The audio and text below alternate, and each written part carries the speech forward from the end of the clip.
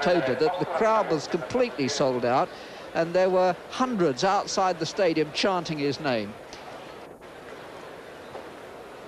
And really, to play Edberg on a clay court, which is certainly not Edberg's best surface by a very long way, is an opportunity, really, for the game to judge quite what is his potential on this surface. I think I'd underline on this surface. 4-3, first set, Edberg.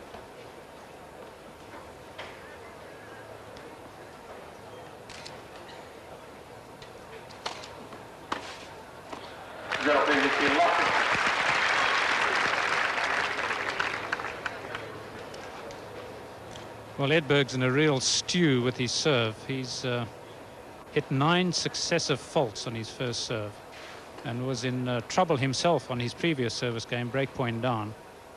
And in a way, lucky to get out of it, and therefore celebrated with the break of Rios' serve.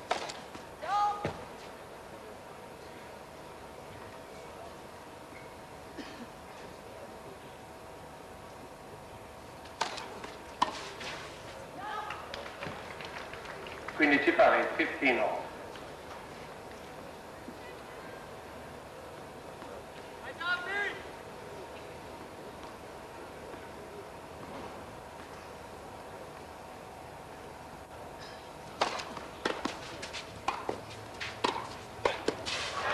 He's never compromised, even on clay, the slowest surface of them all.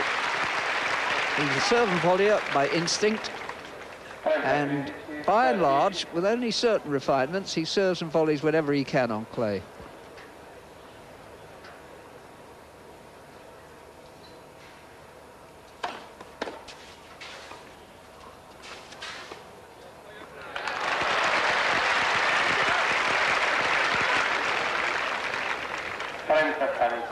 Well, you can see how much more confident Edberg suddenly feels having got in 2 first serves. Notice the way that Rios slides into a typically clay court. Of course, there are a lot of clay courts in Chile, so this is a surface certainly not foreign to him.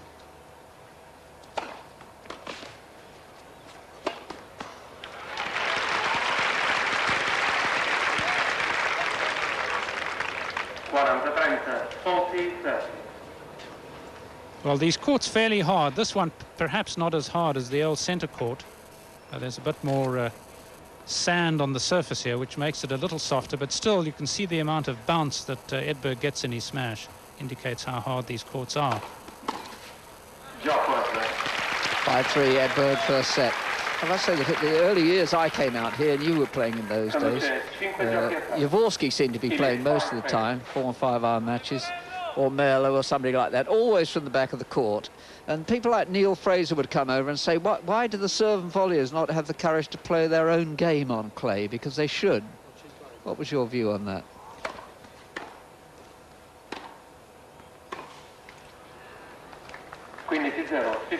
Yes, I think the problem really was that there weren't too many continental or European serve volleyers. It took the Australians to show them how to do it. And some Americans, although they tended not to play here.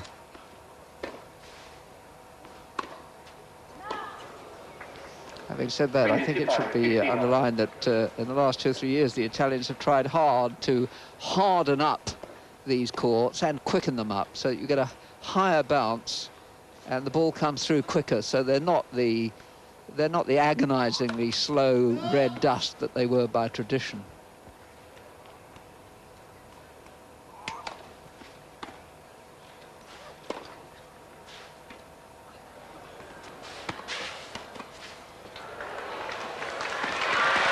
Knew exactly what he was about.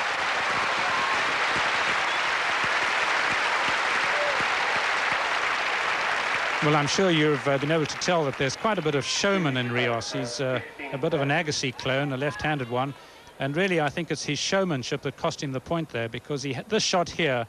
I think he was trying to toy a little bit with Edberg, and it cost him.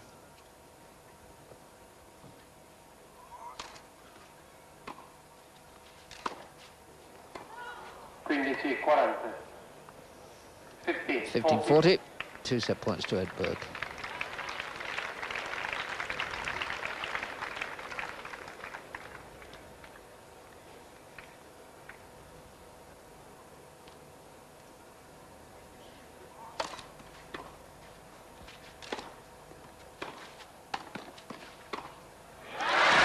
he volleyed straight onto the best backhand pass you'll see.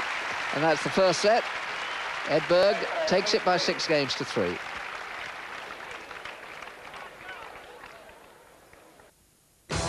You're watching. Considering he's had such a disappointing few weeks on clay. This is his 3rd clay court tournament of the year, and he's lost early on at the others. Well, 1 quarter.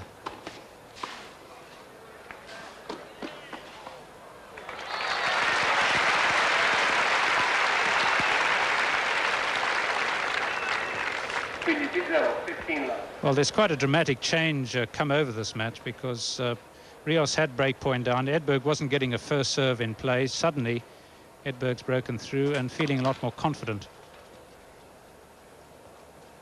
But I still have the feeling he's got to do a lot of work really to oil his serving.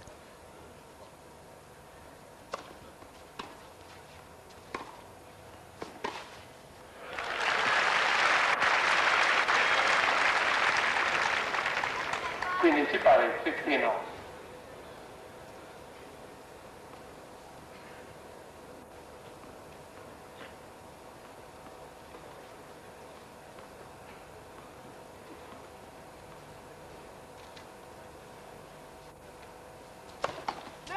Prima selezione, first service.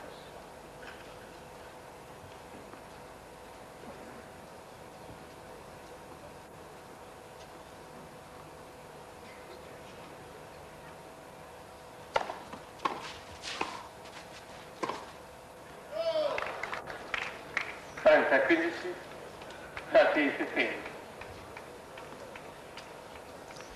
Immediately he gets that serve in, there's that much more pace on it naturally, and it almost seems as if he thrives on the greater pace, Edberg.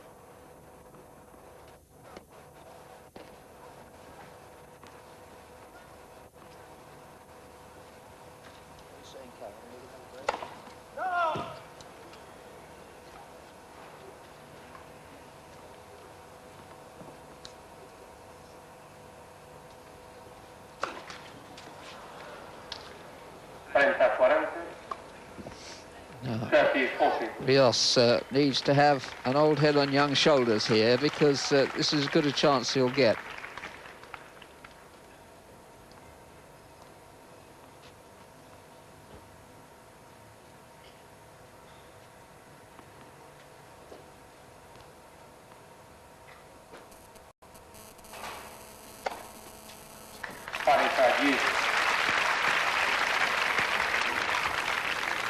Well, almost a running lap of celebration there by Edberg. Rios did have him in a previous game, 15-30, and he sort of mishit a second serve for an ace, Edberg.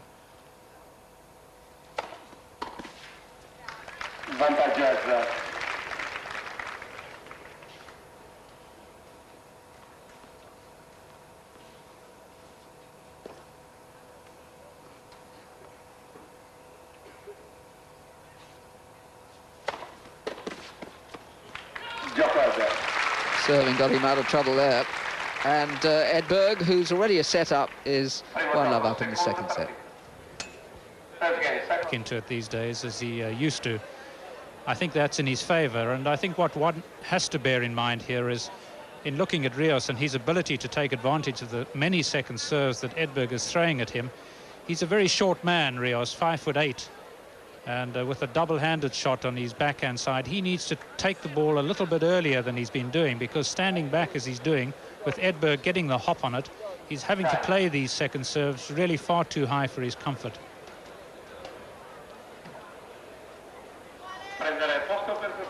We were saying this is Edberg's 3rd clay court tournament of the year. Rios, of course, has brought up on this stuff, and you would expect to make hay whenever he plays on it. Love one.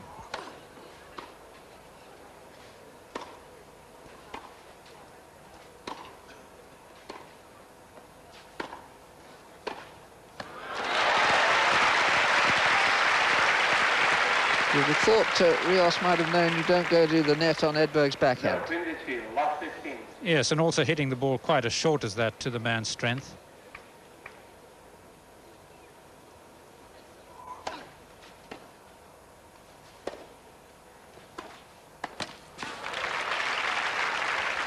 Edberg finding quite a bit of room down the lines, and bear in mind, as I said, that this chap is fairly short, and therefore there generally is room down the lines against a short player.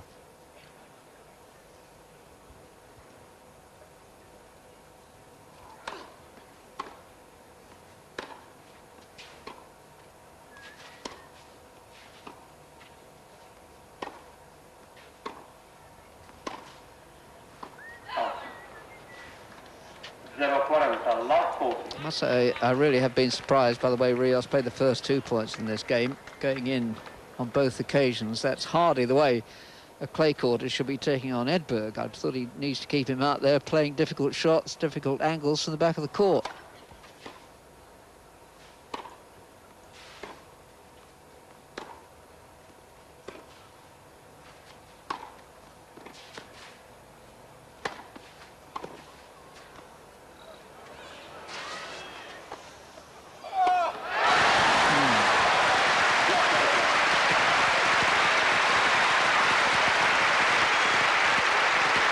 Well, I think together they make for delightful play, and I think part of Rios's beauty really is the fact that he tends to want to play his own game, play his own shots. I think therefore he feels a lot of confidence in his own ability. It makes for a good match, but it doesn't necessarily make for winning tennis.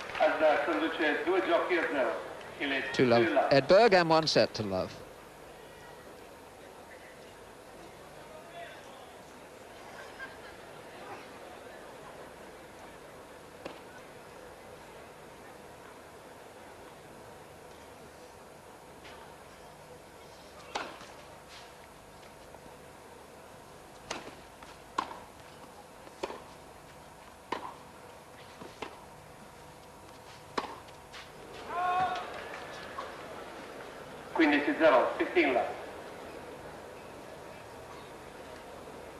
Well, even though he missed that, there's a fair amount of pace on that shot, and I think the potential is there in this man.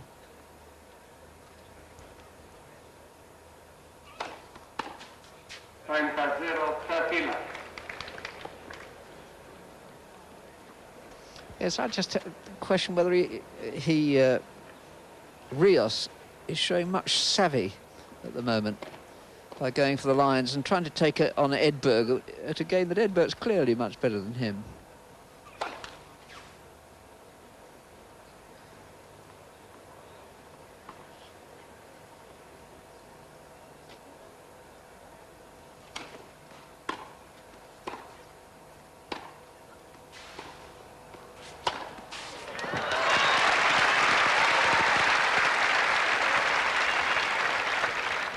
Yes, I think it's just a matter of disciplining, really. I think he's quite content to try and play his own game, show his own shots here, Rios. And one's got to bear in mind that Santiago, where he learnt his tennis, is very high altitude, and therefore one can play a fair amount of net game there, as of course you can at somewhere like Mexico City.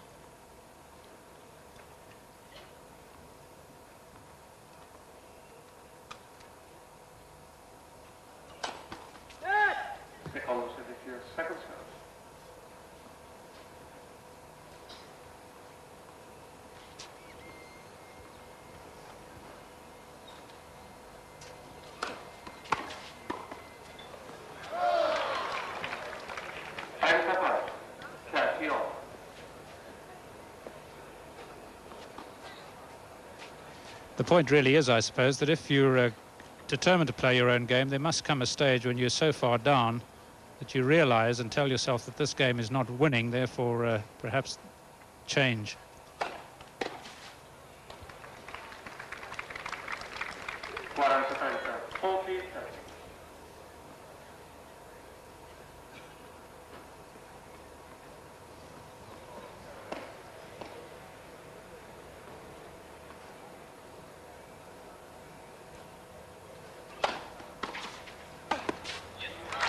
Going unexpectedly well, I'd have said, for Edberg. 3-love, 1 set to love. this is going to do about changing a losing game.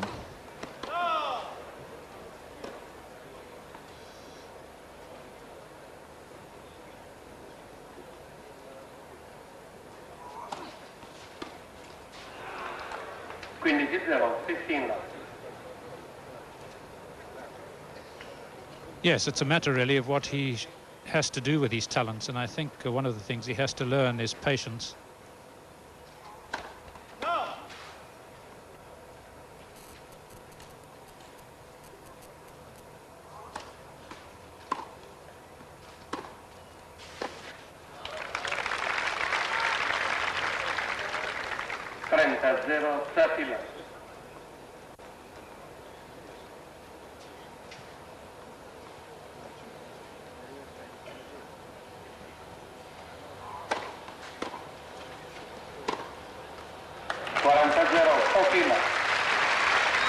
Good wrists.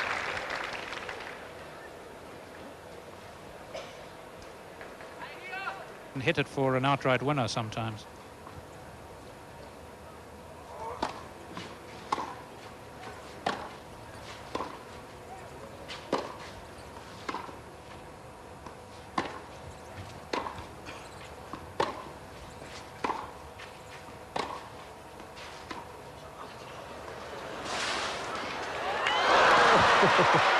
Didn't go over.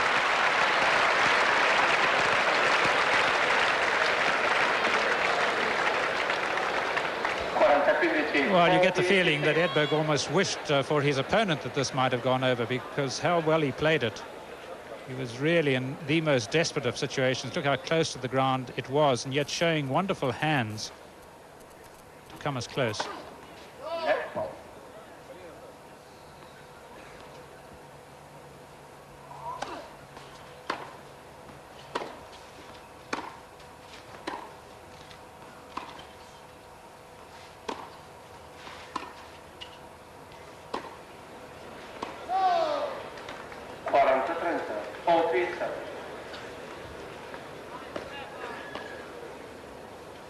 Edberg's backhand just hurrying through a little because it skidded through the tape.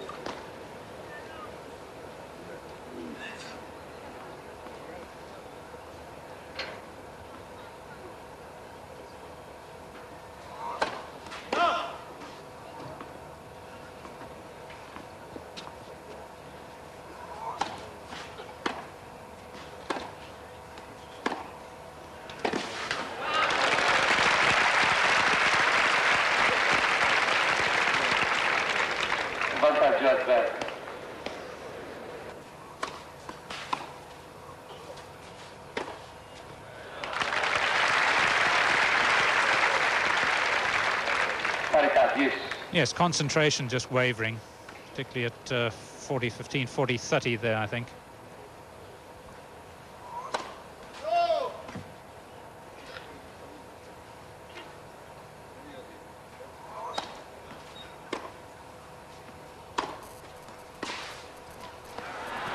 Generates real pace, doesn't he, with a wristy sort of action.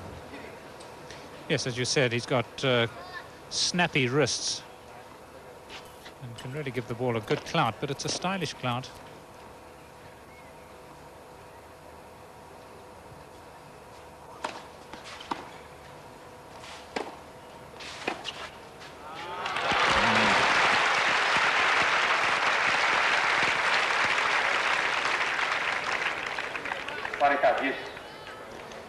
I think with all those gaps to the side of the short man, I think he may be better off really attacking Edberg right down the middle of the court, cutting off the angle.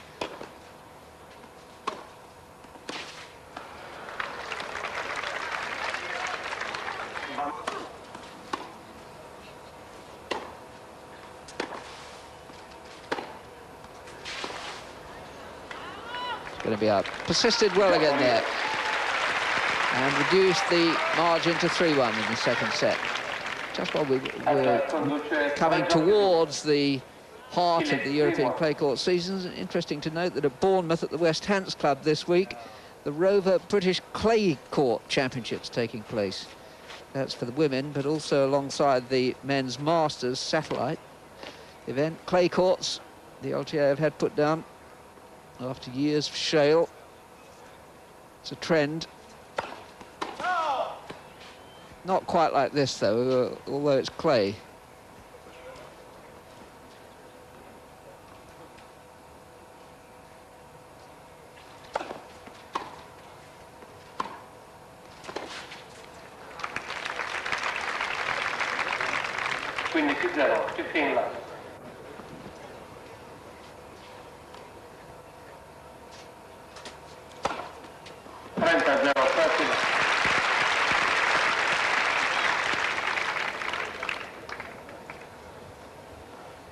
Edberg, perhaps more than any other player, I feel, relies on hitting a good serve.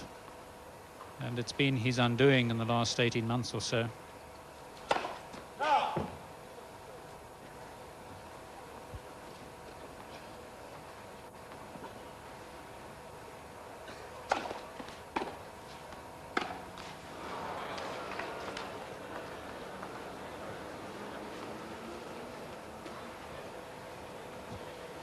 Well, he's a bit concerned about the ball being soft.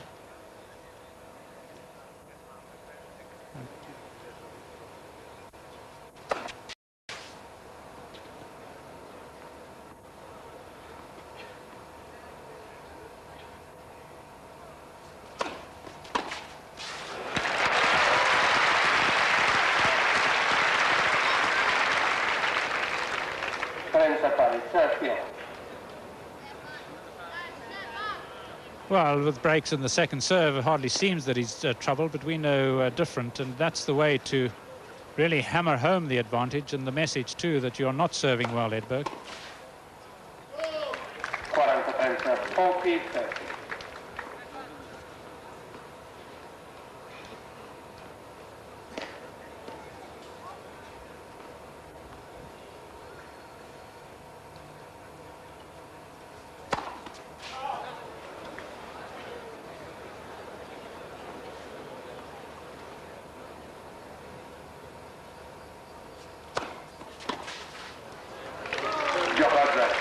Good service game by Edberg. I don't think Rios has quite worked out where Edberg's going to serve to. 4-1 Edberg and 1 set to love. Success this year in Monte Carlo, his first clay court tournament of the year. He lost to Santoro, who yesterday beat Sampras, of course, in the first round. He lost to Santoro there the first round. In Munich, the second tournament, he lost to Stich, did rather better. That was the quarter-final. But he's played well today, Edberg, I must say. Still Rios from Santiago is serving a set down and 1-4 down.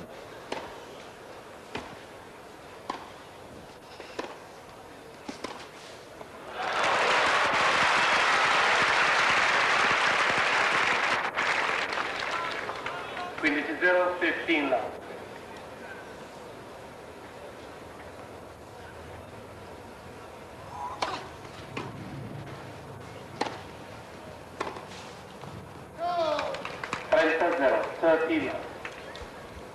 He's got this short little preparation on his left-handed serve, Rios. He doesn't take the racket back in a full flowing swing, abbreviates it.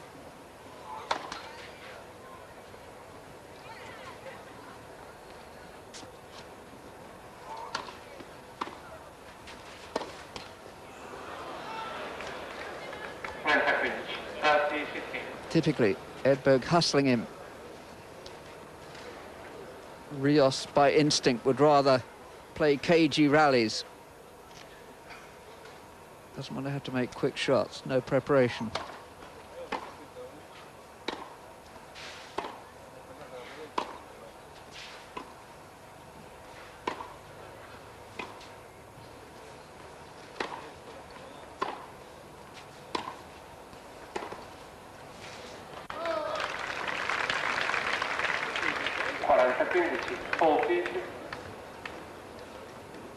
Well, it's a much more studied rally, that, by Rios, wrong footing Edberg.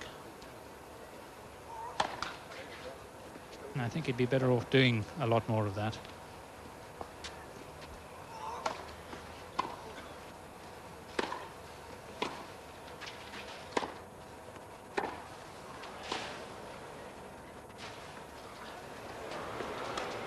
Saw it coming. 4-2, Edberg. Edberg conduce 4 giochi a 2. Yes, you could see it all unfolding in front of you, and yet although Edberg had read it, the point is that Rios had such a feathery touch on this that he was able to slide it across Edberg. Rios's ranking last year jumped over 400 places. That shows you what a sudden mark he's made on the game at this level.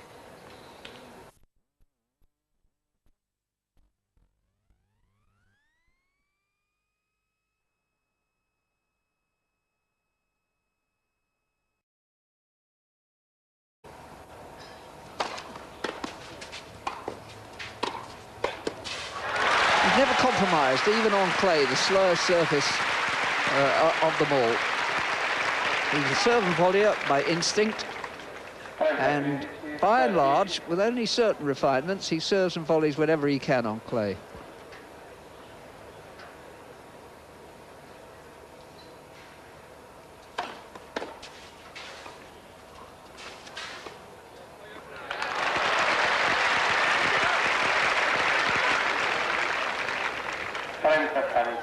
Well, you can see how much more confident Edberg suddenly feels, having got in 2 first serves.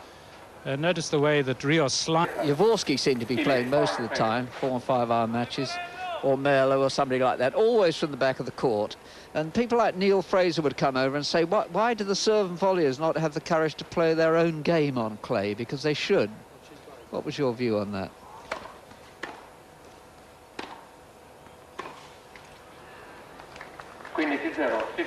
Yes, I think the problem really was that there weren't too many continental or European serve volleyers. It took the Australians to show them how to do it. And some Americans, although they tended not to play here.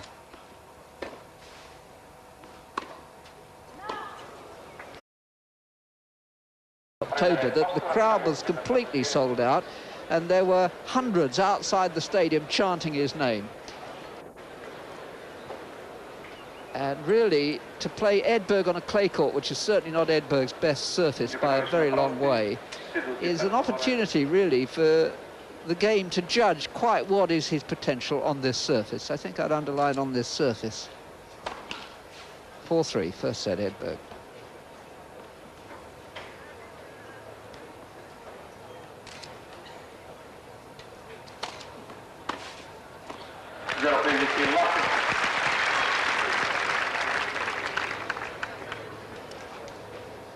Well, Edberg's in a real stew with his serve. He's hit 9 successive faults on his first serve and was in trouble himself on his previous service game, break point down.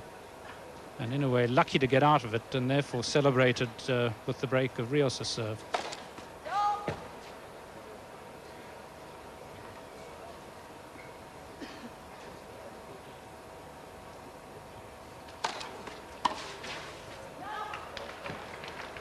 Quindi ci pare 15.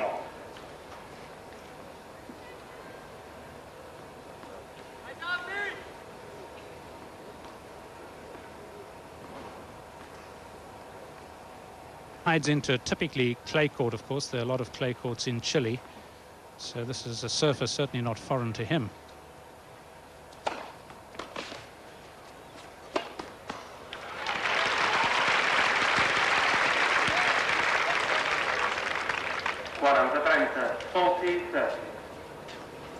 Well, these courts fairly hard. This one perhaps not as hard as the old centre court. There's a bit more sand on the surface here, which makes it a little softer, but still you can see the amount of bounce that Edberg gets in his smash. Indicates how hard these courts are. 5-3, Edberg, first set.